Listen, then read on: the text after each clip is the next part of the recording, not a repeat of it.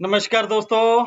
आज का जो हमारा टॉपिक है GBP 610 यानी GBP 610 मॉडल जो होता है 610 मॉडल, जिसे हम ब्रिज पैकेज डाइट के नाम से भी जानते हैं और इसके ऊपर कुछ नंबर भी मेंशन किए होते हैं जिस तरह GBP 610।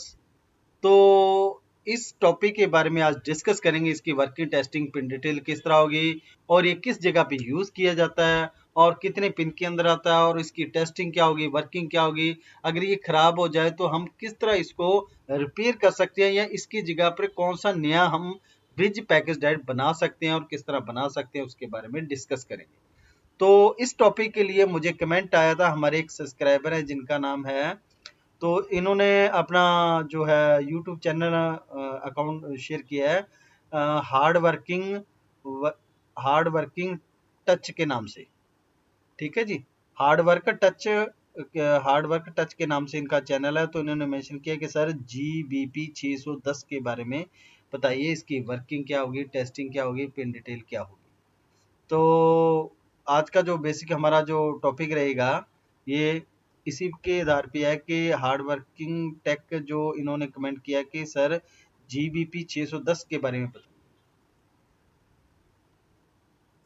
तो आज का जो हमारा टॉपिक है बेसिकली ब्रिज पैकेज डाइट के अंदर जो इन्होंने तो सर ने जो नंबर मेंशन किया है, तो नंबर के आधार पे हम जिसे हम बिल्कुल देसी लैंग्वेज में बोलते हैं या हम जो रिपेयर करते हैं उसके सर्किट के अंदर ब्रिज पैकेज डाइट का इस्तेमाल किया जाता है। तो उसका एक नंबर आता है GBP 610। तो इसके बारे में बात करेंगे, इसकी वर्किंग टेस्टिंग पिन डिटेल किस तरह होगी, अगर ये खराब हो जाए तो हम किस तरह नया लगा सकते हैं, अगर नया मार्केट के अंदर अवेलेबल नहीं है इमरजेंसी तो हम किस तरह एक सर्किट बना सकते हैं इस ब्रिज पैकेट डाइट के लिए। तो आज का जो हमारा टॉपिक है GBP 610, इसके बारे में बात करेंगे। तो टॉपिक शुरू करने से पहले जिन्होंने भी अभी तक हमारे चैनल को सब्सक्राइब नहीं किया, कृपया वो चैनल को सब्सक्राइब करें। अगर आपको वीडियो अच्छी लगे लाइक और शेयर जरूर करें। तो टॉपिक शुरू करते हैं GBP 610। तो सबसे पहले जो ये GBP 610 होता है, ये फिजिकल तौर पे किस तरह दिखाई देता है, किस जगह पे सर्किट के अंदर ये लगाया जाता है, उसके बारे में बात करेंगे। तो सबसे पहले जो फिजिकल जो इसका हार्डवेयर है ये आपके सामने, ये बेसिकली 4 पिन के अंदर आता है। तो 4 पिन के अंदर 2 AC इनपुट की पिन होती है, 2 DC आउटपुट की पिन। मीन्स आप समझ रहे होंगे तो इसका मेन काम होता है AC टू DC, यानी AC सप्लाई को ये इनपुट करता है और DC सप्लाई को ये आउट करता है, यानी AC सप्लाई को DC सप्लाई में कन्वर्ट करने का काम ये GBP 610 यानी ब्रिज पैकेज डाइट जो हमारा था वो करता है, यानी AC सप्लाई को DC सप्लाई में कन्वर्ट करना। क्योंकि जितने भी हमारे अप्लायंस होते हैं जो हम जैसे हमारा LCD है या LCD हो गया, कंप्यूटर्स हो गए, SMPS हो गए, जितने भी हमारे डिवाइसेस हैं जो इलेक्ट्रिकल पे चलते हैं, तो कई डिवाइसेस वो होते हैं जो डायरेक्ट टू AC पे ऑपरेट होते हैं, कई डिवाइसेस वो होते हैं को वो DC पे ऑपरेट होते हैं। तो लेकिन जो हमारे पास इनपुट के रूप में हमेशा के लिए जो बड़ा सोर्स होता है वो होता है AC। तो AC को DC में कन्वर्ट करने के लिए कोई डिवाइस चाहिए, वो ये बिल्कुल छोटा सा डिवाइस है जिसे हम ब्रिज पैकेज डायोड के नाम से भी जानते हैं, या 4 डायोड जिस जगह पे लगाया जाता है वो भी एक ब्रिज पैकेज डायोड होता है, जिसको एक सर्किट के अंदर फिट करके हमें मिलता है 4 पिन के अंदर, वो भी एक ब्रिज पैकेज डायोड होता है, यानी इसके अंदर 4 डायोड लगाकर इसको कम्युनिकेट करवाया जाता है। तो इसका बेसिकली यूज किया जाता है AC सप्लाई को DC सप्लाई में कन्वर्ट करने के लिए। तो इसके बारे में बात करेंगे। तो ये फिजिकल तौर पे ये आपके सामने है, ये बेसिकली 4 पिन के अंदर आता है। 4 पिन कौन कौन सी है, जो इसकी जहां पे ये कट लगाया जाता है, ये आप देख सकते हो, ये पूरा यानी चौरस बना हुआ है और एक साइड पे ये कट को यानी कॉर्नर को एक काट दिया गया, यानी इस साइड कट लगाया गया कॉर्नर के ऊपर। तो ये जिस साइड कट लगाया जाता है वो हमेशा पॉजिटिव की पिन होती है, यहाँ पे ये पॉजिटिव पिन है। फिर उसके बाद ये 2 पिन मेंशन की गई, एक ये और एक ये, और लास्ट वाली पिन पे ये सिंबल दिया गया माइनस का, मीन्स यहाँ पे माइनस है। तो ये 2 पिन है, यहाँ पे AC सप्लाई आती है, यानी जो AC सप्लाई इनपुट होगी वो पिन नंबर ये 1 नंबर मान लेते हैं, ये 2, ये 3 और ये 4। मतलब जो AC सप्लाई इनपुट होगी वो पिन नंबर 2 और 3 के ऊपर इनपुट होगी, पिन नंबर 1 और पिन नंबर 4 से ये वोल्ट आउट होंगे। कौन कौन से, जो DC वोल्ट होंगे पिन नंबर 1 से negative positive volt, pin number 4 से नेगेटिव वोल्ट। यानी जो AC सप्लाई जो हमारी होगी वो जब कन्वर्ट होगी प्लस और माइनस के अंदर, जो प्लस होगी वो 1 नंबर से और जो माइनस होगी वो 4 नंबर से। जो एसी इनपुट सप्लाई दी जाएगी वो 2 और 3 नंबर के ऊपर इनपुट के रूप में दी जाएगी। तो ये इसकी पिन डिटेल और इसका सर्किट है। अब बात करेंगे इसके अदर और कौन कौन से नंबर आते हैं, तो बिल्कुल सिंपल सा है, उसके बारे में मैं आपको बता देता हूँ। तो कुछ अलग नंबर भी आते हैं, ये देख सकते हैं जीबीपी 310। ठीक है, तो ये 310 क्यों लिखा होता है इसके बारे में हम डिस्कस करेंगे, या 610 क्यों लिखा होता है, ये कितने वोल्ट पास आउट करता है, कितने एम्पियर पास आउट कर सकता है, उसके बारे में भी डिस्कस करेंगे।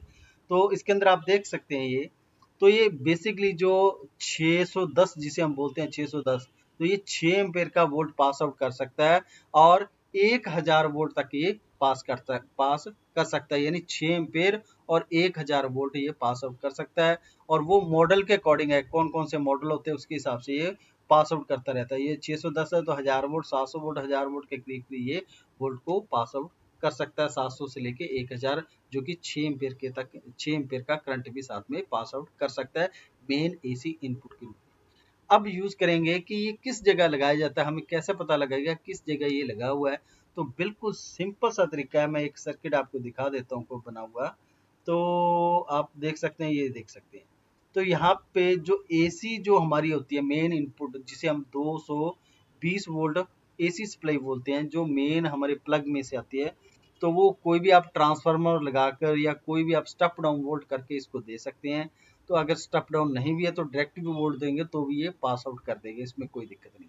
तो मेन इसका काम जो होता है वो सिर्फ एसी सप्लाई को डीसी में कन्वर्ट करने का है, यानी एसी इनपुट को डीसी में आउट कर देगा।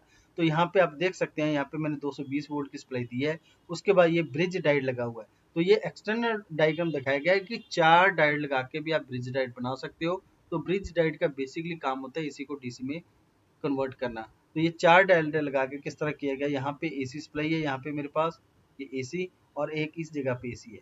तो उसके बाद जो ये 2 पॉइंट निकलते हैं यहाँ से, एक पॉइंट से ये पॉजिटिव और दूसरे पॉइंट से यहाँ से नेगेटिव सप्लाई, तो ये हमारे पास होगी डीसी। तो ये एसी को डीसी में कन्वर्ट करने के लिए काम में लिया जाता है। तो इस तरह इसका सर्किट डायग्राम होता है। अब बात करेंगे थोड़ा सा इसका जो अदर कौन कौन सा नंबर है, ये देख सकते हैं इसके तो पिन के ऊपर भी मेंशन किया जाता है, पिन के ऊपर, यानी जो ये कट लगाया गया, मैंने पहले बताया कि ये प्लस की पिन है, मीन्स यहाँ से प्लस, और ये एसी है, और ये यानी एसी मीन यहाँ पे एसी सप्लाई, जो ये सिंबल दिया जाता है ये एसी का सिंबल होता है।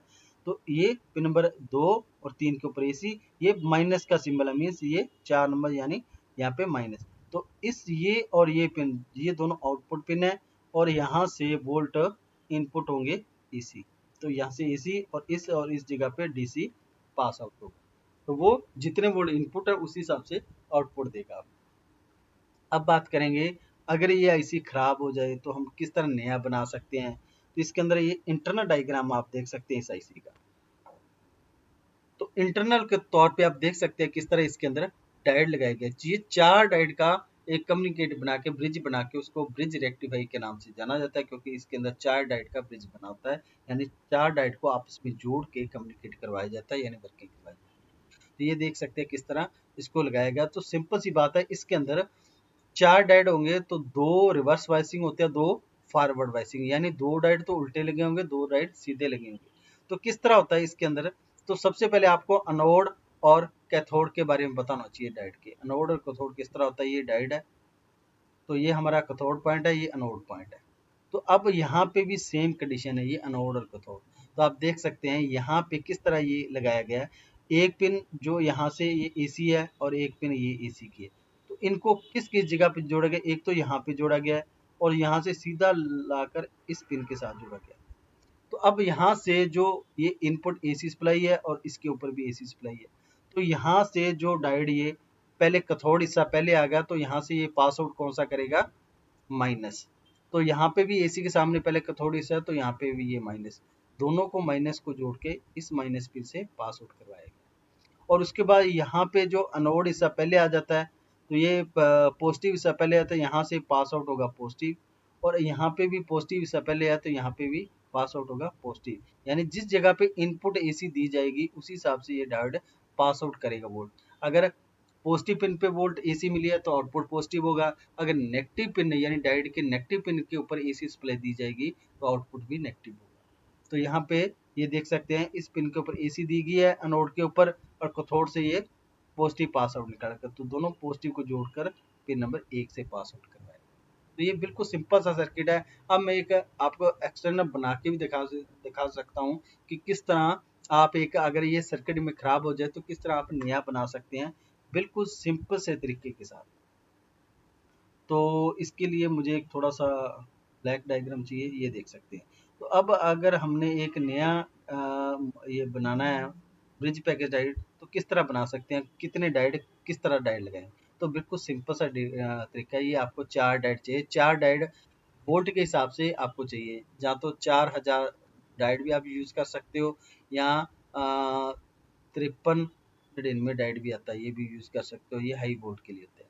तो इसके अंदर 4 डायोड किस तरह लगाए गए हैं ये देख सकते हैं। एक डायोड ये हो गया, फिर एक डायोड रिवर्स और एक डायोड फॉरवर्ड, फिर एक डायोड रिवर्स और एक डायोड फॉरवर्ड। इस तरह 4 डायोड ले लिया आपने। तो इनको दो दो का आपने कंपेयर करना है, इसको 2 को जोड़ दिया, यहाँ पे जो 2 को जोड़, तो इसके ऊपर आपने मेन AC सप्लाई देनी है 220 वोल्ट। तो यहाँ पे आ गई एक तो सप्लाई और एक यहाँ पे। अब इनका जो वोल्ट पास आउट किस तरह होगा, किस तरह इनको जोड़ना है, तो आपने बिल्कुल सिंपल सा तरीका है कि जो कैथोड है ये अनोड, ये कैथोड, ठीक है जी। फिर ये कैथोड आ गया, ये अनोड आ गया, ये अनोड है, ये कैथोड, फिर ये कैथोड और ये अनोड। तो आपने क्या करना है, कैथोड कैथोड को जोड़ देना है यहाँ से, और एनोड एनोड को जोड़ देना है यहाँ, ठीक है जी।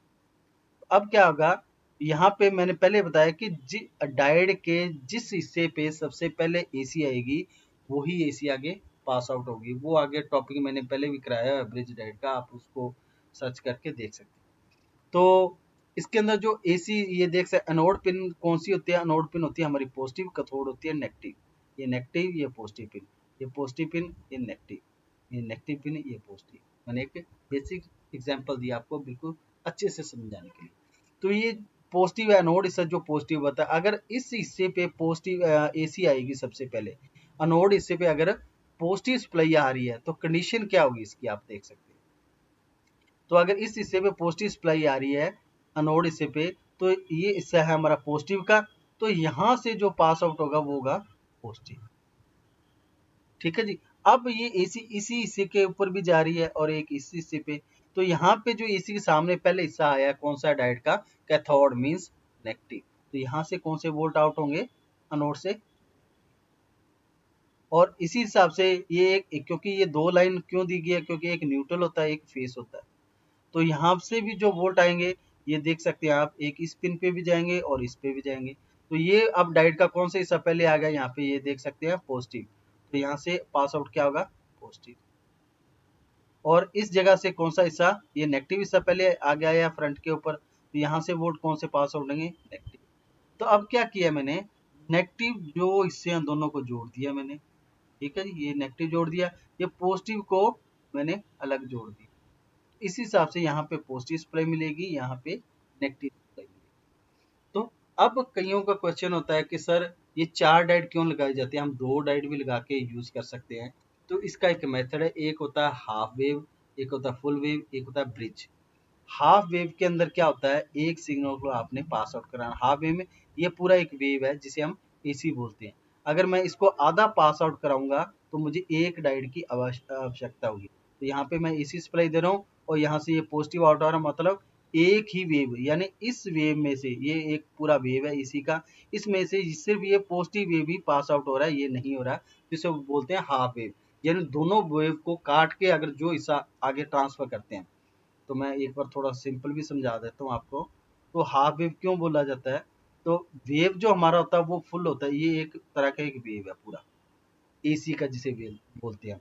तो अगर इसको मैं एक डायोड के माध्यम से पास आउट करवा रहा हूँ, तो यहाँ से ये अनोड हिस्सा है, मीन्स ये पॉजिटिव है ये नेगेटिव है, तो अगर इस पे AC आएगी तो यहाँ से जो पास आउट होगा सिर्फ पॉजिटिव ही पास आउट, मीन्स इस पूरे हिस्से में से एक हिस्सा पास आउट हो गया यानी आधा। तो इसे हम इंग्लिश बोलते हैं हाफ वेव ब्रिज। तो ये हाफ वेव है। अब बोलेंगे फुल वेव। फुल वेव के अंदर क्या होता है कि एक ही, यानी ये मेरा फेस और न्यूट्रल है, इसमें से मैंने फेस में से अगर मैं 2 डायोड लगा रहा हूँ, कौन सा, जैसे मान के चलो यहाँ पे मैंने एक डायोड लगा दिया, ये डायोड मैंने यूज़ किया पॉजिटिव और ये नेगेटिव, यानी ये एनोड है ये कैथोड, और एक ही डायोड यहाँ पे उल्टा यूज़ कर लिया मैंने। यहाँ पे कौन कौन सा कर लिया, यहाँ पे ये कैथोड ये एनोड है, मीन्स ये नेगेटिव ये पॉजिटिव। अब क्या होगा, जब भी इसके ऊपर सप्लाई आएगी यहाँ से दोनों पे, ठीक है जी, तो यहाँ से जो सप्लाई आएगी तो जो ये वेव है इसमें से यहाँ से जो पास आउट हो जाएगा ये तो वेव हो जाएगा पॉजिटिव का पास आउट, और इसमें से दूसरा डायोड अगर उल्टा लगाया तो यहाँ से कौन सा होगा, नेगेटिव पास आउट। तो ये हो गया फुल वेव। फुल वेव का मीन्स क्या होगा, ये दोनों वेव को हमने यूज कर लिया, जो सिग्नल दोनों एसी का दो वेव्स आ रहा था उसको एक डायोड के लगा के हम रिवर्स वाइसिंग और फॉरवर्ड वाइसिंग लगा के उस वेव को पूरा ही आगे पास आउट करवा दिया, तो उसे बोलते हैं फुल वेव। जब दो डायोड लगते हैं तो फुल वेव, एक डायोड लगता है तो हाफ वेव। अगर अब मैंने चार डायोड लगाए हैं तो वो हो गया ब्रिज रेक्टिफायर, चार डायोड लगाने पर। तो चार डायोड किस में लगेंगे, दो तो लगेंगे हमारे मेन मेन के अंदर या फेस के अंदर, और दो लगेंगे न्यूट्रल के अंदर। तो जब ये दो डायोड हम लगाते हैं तो इसे बोलते हैं ब्रिज। तो ये चारों का सिग्नल आगे पास आउट करके हमें देता है, तो जिससे इसकी वर्किंग स्पीड बढ़ जाती है डीसी की, क्योंकि अगर हम हाफ वेव या फुल वेव लेते हैं तो उससे उस सर्किट को ऑपरेट करवाने की क्षमता जो होती है पावर वो कम हो जाती है। जैसे हमने चार डायोड लगा के इसको यूज किया तो उससे इसकी जो पावर वाटेज कैपेसिटर पर पावर क्षमता जो होती है वो बढ़ जाती है सर्किट को ऑपरेट करवाने के लिए, क्योंकि उतनी स्पीड से इसको डीसी सप्लाई मिलती रहती है जिस हिसाब से उसको ऑपरेट करवाएगा। जैसे हमारा एम्पलीफायर सिस्टम होता है या अदर कोई हैवी सर्किट होता है जिसको बहुत ही ज़्यादा सप्लाई चाहिए, तो इसके लिए हम उसको अंदर ब्रिज डायोड का प्रयोग करते हैं ताकि उसे अच्छे से सप्लाई मिल सके। तो जितनी ज़्यादा उसको सप्लाई मिलेगी उतनी उसकी पावर और वाटेज कैपेसिटी बढ़ जाएगी। तो ये होता है मेन ब्रिज पैकेज डायोड का काम, जिसे हम GP610 के नाम से भी जानते हैं। अदर अदर नंबर होते हैं, बहुत से नंबर आते हैं इसके अंदर। बेसिकली इसका नाम होता है ब्रिज पैकेज डायोड, जो कि ये एसी को डीसी में कन्वर्ट करने के लिए काम में लिया जाता है। अब बात करेंगे इसको चेक करने का मेथड, किस तरह चेक किया जाएगा अगर ये खराब है या सही, इसको किस तरह चेक किया जाएगा उसके बारे में भी डिस्कस करेंगे। तो इसके लिए बिल्कुल सिंपल सा सर्किट मैं कोई ले लेता हूँ, ये देख सकते हैं। तो इसको चेक करने का मेथड क्या होगा, मैं इंटरनल डायग्राम लेता हूँ ताकि आपको अच्छे से नज़र आ जाए। तो इसको चेक करने का मेथड बिल्कुल जो हमारा सिंगल डायोड चेक होता है उसी हिसाब से ये भी चेक हो जाएगा। तो इसको चेक करने का मेथड क्या है ये देख सकते हैं आप। तो इसको चेक करने के लिए सबसे पहले जो ये डायोड देख सकते हैं, एक तो इस पिन के ऊपर डायोड लगा हुआ है, एक तो ये डायोड है और एक डायोड ये है। दो डायोड है ना इसी पिन के ऊपर, तो एक इस पिन पे और एक इस पिन के ऊपर मल्टीमीटर आपने रखना। वो क्या कंडीशन होगी, किस तरह रखना है, मल्टीमीटर को आपने बीप की रेंज के अंदर सेट करना है। बीप की रेंज के अंदर आपको मल्टीमीटर को सेट करना है। उसके बाद यहाँ पे आप इस जगह पे यहाँ पे कोई भी एक प्रोब लगा लो, चाहे रेड लगाओ चाहे ब्लैक, दोनों में से कोई। अगर यहाँ पे रेड प्रोब लगाई है तो इस जगह पे ब्लैक प्रोब लगानी है, और फिर इस जगह पे ब्लैक प्रोब लगानी है। तो इसमें से एक साइड वैल्यू आएगी एक पिन के ऊपर जो नेगेटिव वाला होगा। तो आप देख सकते हैं ये जो डायोड लगा हुआ है इसका ये हिस्सा कैथोड है, मीन्स नेगेटिव हिस्सा। इसके ऊपर और इसके ऊपर वैल्यू आएगी 500 के करीब। अब कंडीशन क्या होगी, उल्ट कर देनी है। यहाँ पे आपने ब्लैक प्रोब लगानी है, यहाँ पे रेड प्रोब, तब इसकी वैल्यू आएगी, क्योंकि ये यहाँ से ये कौन सा हिस्सा है, कैथोड, मीन्स नेगेटिव हिस्सा है, तो यहाँ पे पॉजिटिव। तो ये उल्टा आप प्रूव करोगे, यहाँ पे आप ब्लैक प्रोब यहाँ पे रेड लगाओ, तब इसकी वैल्यू होगी 500। तो दोनों का मेथड यही है सेम पिन का, इसको चेक करने का। अगर आपने टोटली चेक करना है, अब अगर आपको कोई डाउट रह जाता है किस तरह चेक होगा, आपके पास वो ज़्यादा मान लो नॉलेज नहीं है, आप नए नए हो, तो बिल्कुल सिंपल सा है। एक नंबर और 4 नंबर के ऊपर आपने मल्टीमीटर लगाना, उसकी रेंज आपको 700 के करीब आपकी वैल्यू आनी चाहिए, बिल्कुल सिंपल। पहली और लास्ट पिन के ऊपर 700 के करीब वैल्यू आनी चाहिए। अगर इतनी वैल्यू आ रही है तो ये ओके है, अगर इसकी 300 आ रही है या 500 आ रही है तो ये खराब है। तो बिल्कुल सिंपल सा मेथड आपको मैंने बता दिया। तो पेन नंबर 1 और 4 के ऊपर मल्टीमीटर को बीप की रेंज में रख के आप वैल्यू चेक करोगे तो 700 के करीब आना चाहिए। अगर ये बिल 700 के करीब आ रही है तो ये ओके है, अगर 300 आ रही है, 400 आ रही है, 500 आ रही है तो ये खराब है। तो इसकी जगह पे नया किस तरह बनाना उसके बारे में मैंने बता दिया। इसको चेक करने का मेथड, इसको क्या बोला जाता है, किस तरह काम करता है, इसके बारे में डिस्कस किया। अगर आपको वीडियो अच्छी लगे लाइक शेयर सब्सक्राइब जरूर करें। अगर आपके पास और भी कोई टॉपिक का डिस्कस करना चाहते हैं तो आप मुझे कमेंट कर सकते हैं। तो आज तक के लिए इतना ही, तब अब नेक्स्ट टॉपिक के अंदर मिलेंगे। अगर कोई भी टॉपिक डिस्कस करना है तो सही से का पूरा नाम और उसकी टोटल पिन और अपना नाम लिख के मेंशन करके मुझे कमेंट कीजिए, तो उस पर वीडियो जरूर बनाई जाएगी। तब तक के लिए धन्यवाद।